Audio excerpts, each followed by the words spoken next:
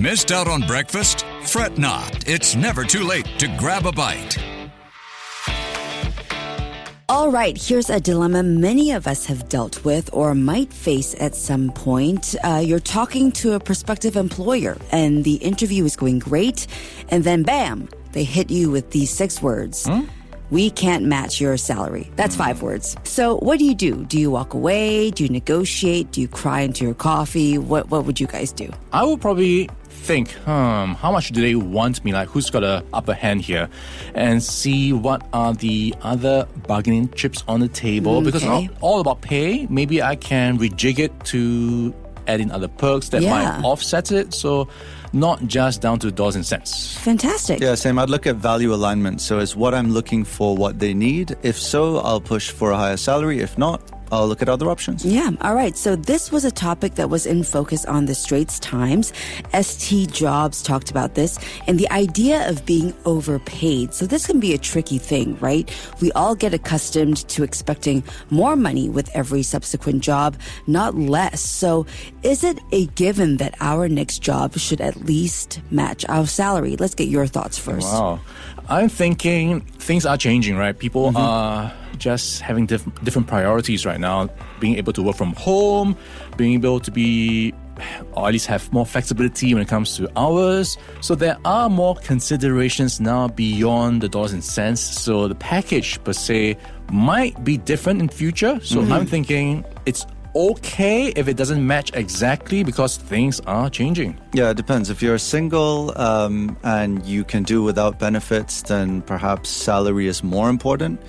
If you're married with kids and you could do with more benefits, then salary could be less important as long as those benefits make up for it. Yeah. Okay, yeah, so lots of changes happening, right? So why does this happen? This apparently usually happens when there's a mismatch between your pay and what the company thinks your role brings to the table. So not every company is the same.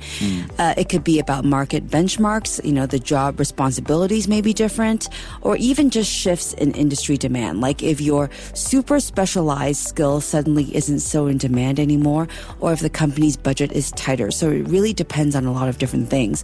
But what's important to figure out is if this is about you being genuinely overpaid, quote unquote, or if it's just the employer's budget constraints. Maybe they love your skills but simply can't afford you, right? Yeah, that's a good point. Yeah, so what's the play here? Do you just take the pay cut? The expert in the article says do some homework, check what others in similar roles are earning. And also, to your point, Ryan, don't just focus on salary. Negotiate for perks instead. Think flexible work hours, extra leave, professional development. And don't forget to show your worth as well. If you build a killer portfolio, highlight the big wins in your career, projects that you've nailed, the revenue that you've boosted, or skills that you've mastered.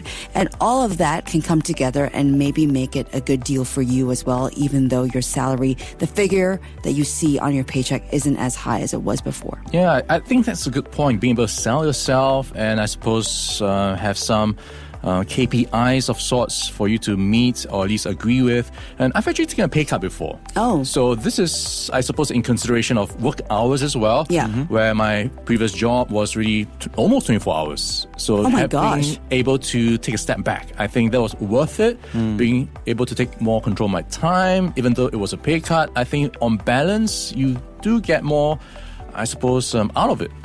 Yeah, I'd take a pay cut if it guaranteed me being healthier in general. Yeah, I get that. And if all of these things don't work, maybe it's time for you to pivot, maybe look at other sectors like tech, finance, or even biotech. But remember, of course, these industries might come with higher demands.